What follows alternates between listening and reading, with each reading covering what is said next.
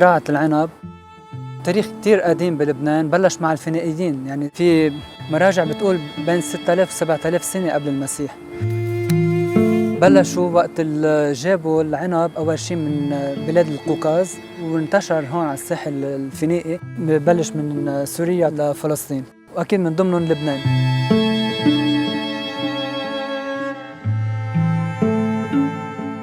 في مراجع كتير بتحكي عن هالموضوع هيدا، ومنهم حتى بالكتاب المقدس.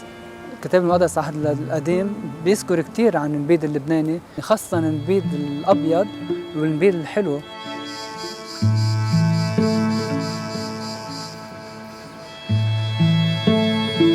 أول شيء أكيد بلشت الزراعة والصناعة بلشت من لبنان، يعني عم بقول عمرها 6000 ل 7000 سنة بلبنان، ومنها انطلقت على أوروبا وعلى غير دول.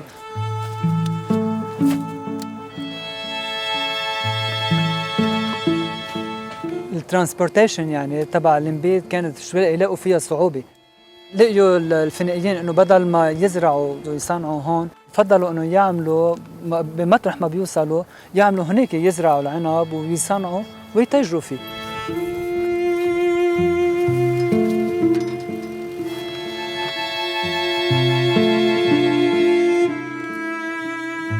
En 2003, quand on a commencé le projet Adyar, initié par l'ordre libanais maronite, pour ça on s'est servi de deux choses. D'un côté, l'histoire des monastères, où aujourd'hui c'est plusieurs monastères implantés dans différentes régions du Liban, et en même temps essayer de développer quelque chose de différent de ce qui était fait jusqu'ici. Avant, quand on parlait de vin libanais dans sa généralité. Quand on a démarré le projet en 2003 avec Adyar, on s'est dit, puisque les monastères sont répandus à travers tout le Liban, dans des régions très différentes, pourquoi ne pas faire la même chose avec le vin ?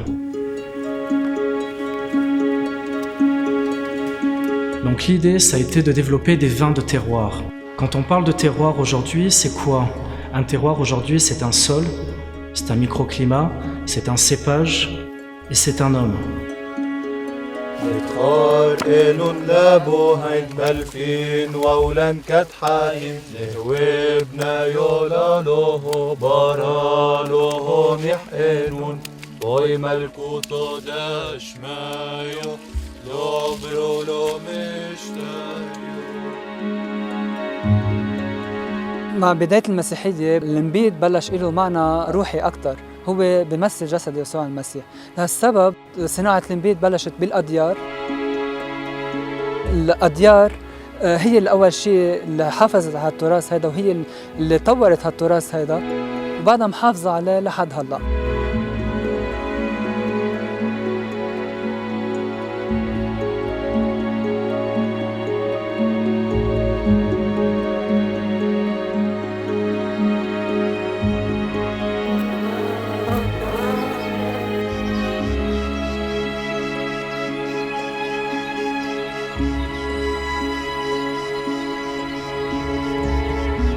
علاقة الرهبنة بالأرض هي علاقة وطيدة وقديمة جداً عمرها مئات السنين. اليوم نحن عم نحكي عن أديار. أديار هي كلمة باللغة العربية وبتعني دير، هي مجموعة أديرة.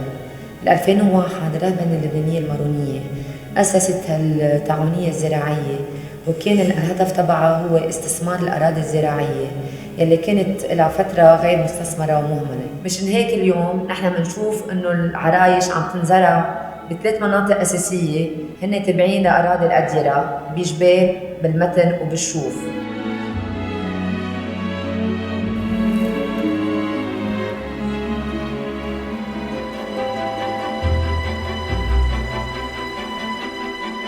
Quand on prend une carte géologique aujourd'hui du Liban, on se rend compte que les sols sont très riches et très variés.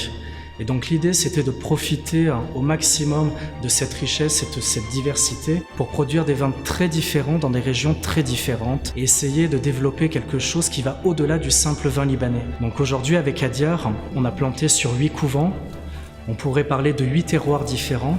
Et l'idée aujourd'hui, c'est d'avoir un vin sur chacun de ces monastères qui correspond à un terroir différent.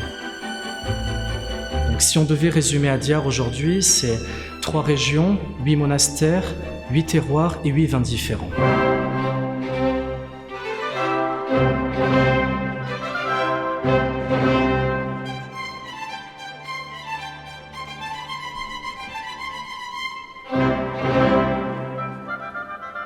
À partir de là, les raisins vont être ramassés tôt le matin jusqu'à 10 heures au plus tard, vont être transportés jusqu'à la cave à Marmoussa et vont être vinifiés de manière traditionnelle.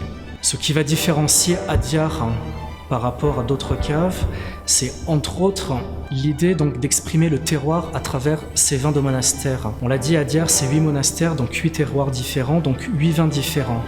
Et toute la difficulté était de trouver justement une propre personnalité à chacun de ces vins.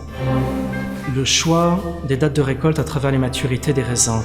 L'itinéraire technique, entre autres avec l'utilisation de cuves tronconiques, qui sont soit en inox, soit en bois. C'est qu'on s'est rendu compte que notamment sur les cépages méditerranéens comme le Mourvèdre ou la Syrah par exemple, l'utilisation de ces cuves et du travail qui était effectué dessus, notamment les pigeages, permettait au niveau de l'extraction de tout ce qui va faire le goût, l'arôme du vin, ce qui va faire aussi la structure du vin, ce qu'on appelle les tanins, nous permet d'avoir des choses beaucoup plus souples, des extractions beaucoup plus douces, et à la fin d'essayer d'avoir des vins le moins techniques possible, et au contraire des vins le plus purs possible, qui soient le plus représentatifs du raisin qu'on va amener à la cave.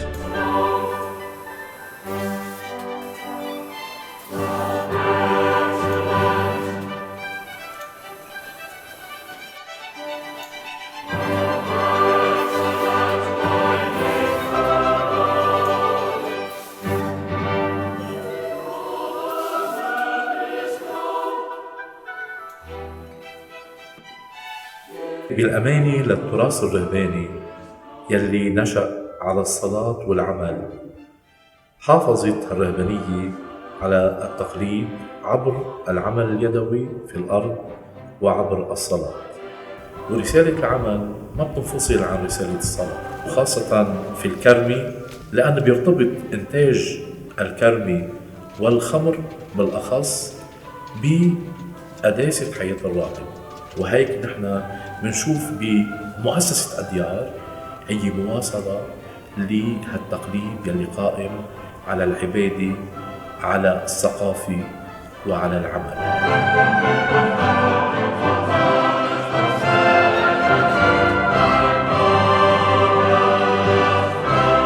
نحن اليوم نفتخر انه نكون اول مصنع ومنتج للبيض بلبنان فات بالاورجانيك. La première chose qui est importante avec Adyar, c'est qu'on a développé l'agriculture biologique. On a été les premiers au Liban à le faire. Et au-delà d'agriculture biologique, on tend à faire une agriculture, disons, naturelle. Prendre le temps d'observer ce qui se passe dans la vigne pour apporter le soin nécessaire à la plante. Mais finalement, ce qui est utile est seulement nécessaire, ne pas faire plus que ça.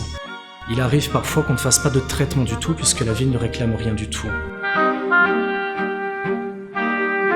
كأديار عندنا دبل سيرتيفيكت، هي كأجريكلتشر أو فيتيكلتشر وكواين ميكينج.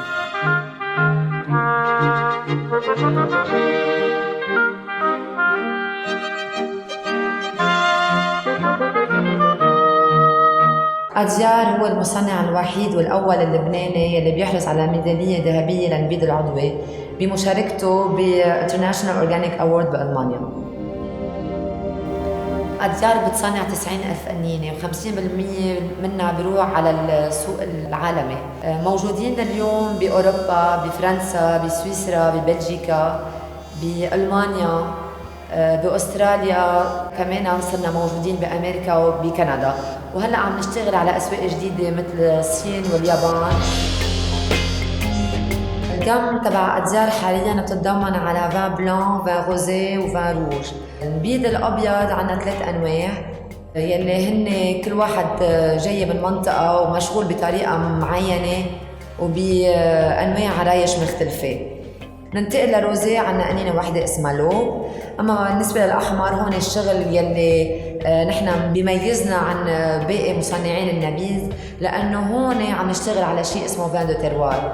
عندي قنينة يلي هي الأساسية عند أديار يلي هي الأنتري دو جام فينا نقول يلي اسمها إكسبريسيون موناستيك.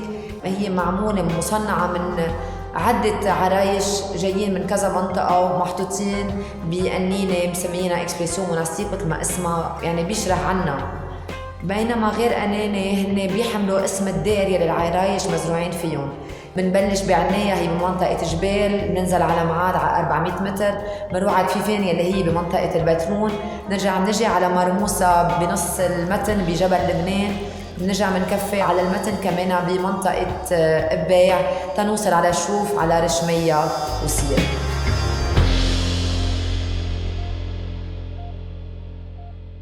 Quand on parle du vin rouge, la première chose, c'est la récolte.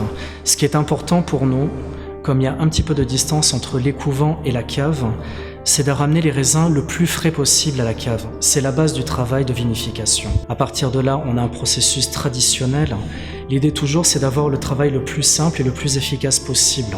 À partir de là, deux options. Sur les vins d'entrée de gamme, donc qu'on veut fruiter, frais, à boire jeune, on va faire un stockage et un élevage en cuve inox. Sur les vins plus haut de gamme, sur les vins de monastère, on va faire un élevage en barrique.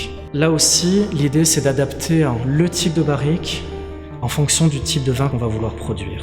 On sait que par exemple, pour le vin de Kfifen, qui est fait à partir de Syrah, qui est un cépage méditerranéen, l'idéal c'est de travailler sur des pièces de 400 litres. Sur des cépages plus bordelais comme le Cabernet Sauvignon par exemple, on va travailler préférentiellement sur des barriques bordelaises de 225 litres.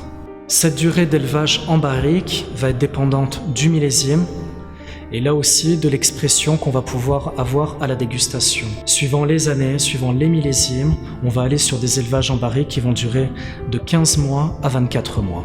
Une fois cette période d'élevage terminée, les vins vont être écoulés, mis en bouteille et idéalement mis sur le marché 2 ans après la mise en bouteille.